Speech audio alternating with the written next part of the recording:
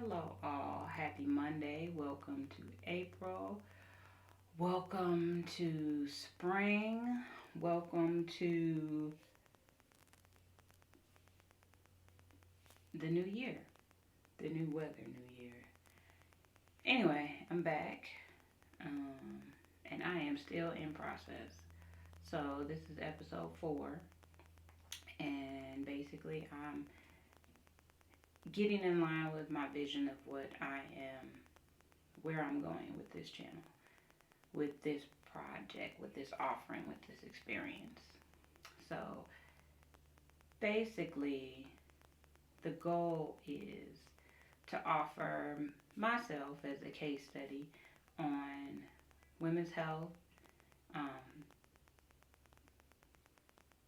self development, self exploration, the journey to being a balanced feminine.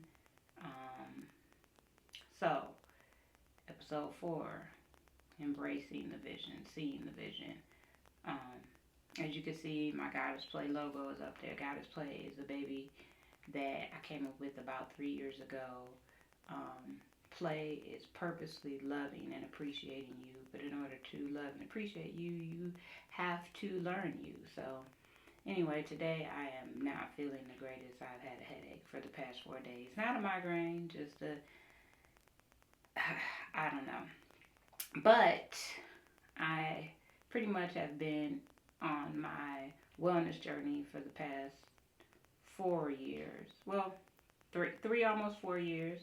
I learned what critically low vitamin D levels can do, and brought my skin back from that. Now I am on the journey of learning about.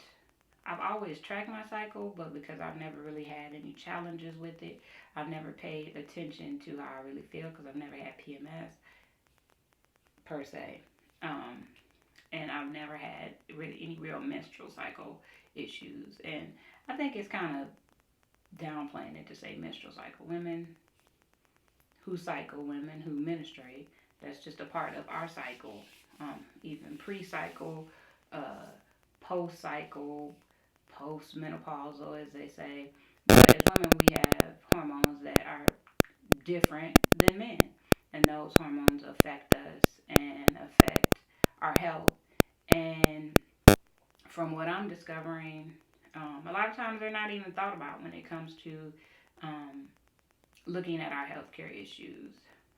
For example, premenstrual syndrome really has to do with the fact that your hormones are out of whack. So, I mean, even with women, I've discovered that those three hormones, well, progesterone, estrogen, the big one, well, not the big one, but the one most people think of when they think of women is estrogen, and then testosterone. Um, and them being out of whack, mainly the biggest thrower out of whack is cortisol, which is a stress hormone.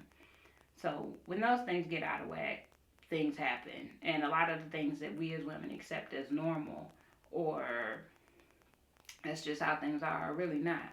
Like being moody, having headaches, having menstrual cycle pain, all that stuff is not. That's a sign of imbalance. Just because it happens doesn't mean it's normal or that it should be that way.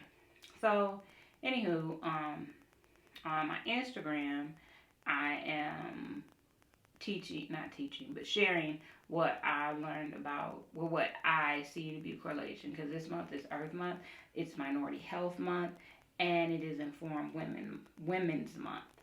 Um, so, being that I am an informed woman, I'm going to share information. Being that we women are linked to the earth through our cycles, our seasons. There's a lot. I shouldn't say there's a lot more to it, but there's more to it that I'll share. Um, and really, my aim is just to help women become informed because the more we know about our body and how we work, the better off we are to be empowered in our daily lives. Like right now, was I not aware of the fact that I kind of have some imbalances going on, I might be worried that I've had this headache for 3 days. But from my research and my reading, one, iron, which I haven't had checked, um, which is a big thing for women. We should be checking our iron. We should be checking our vitamin D. All of these magnesium, these things are pretty vital to how our body produces hormones. So anyway, I'm learning all these things. So had I not been aware of that, I might be worried. But now I know. Besides that, and also I had like kind of a cold, so I still got some congestion going on.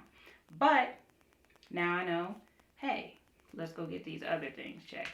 Which brings me to the fact that it's expensive to get a female hormone panel done, which is wild to me. Like, they know we have the hormones, they have the test to take them, but why is it so expensive? Like, I've done just my regular panel, your blood draw, whatever. It's like $80, right? To check your glucose.